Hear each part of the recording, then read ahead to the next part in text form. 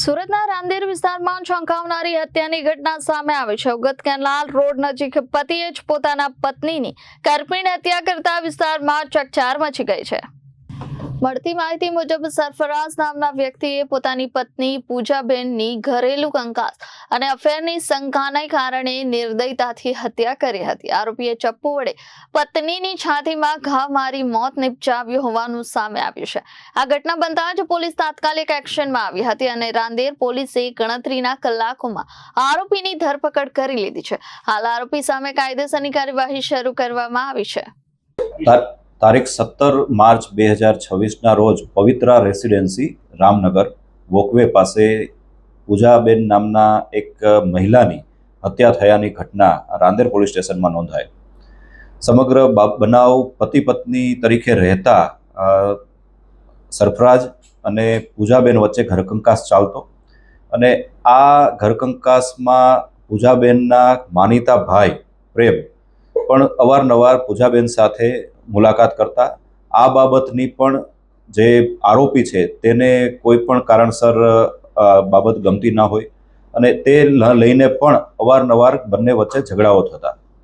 આ ઝઘડાના એક અન્ય સ્વરૂપે તારીખ 17 માર્ચના રોજ ફરિયાદી, મરણ જનાર અને આરોપીની મુલાકાત ઉગત કેનાલ પાસે થયેલ અને બંને વચ્ચે વાતચીત ચાલતી હતી। એ વાતચીત દ્વારા ઉગ્ર સ્વરૂપ ધારણ કરેલું અને ફરિયાદીના સાથે હાજર મરણ જનાર મહિલાના પતિ દ્વારા ઘરમાં વપરાતું ચપ્પુ છાતીના ભાગે મારી અને મહિલાની હત્યા નિપજાવવામાં આવેલ છે।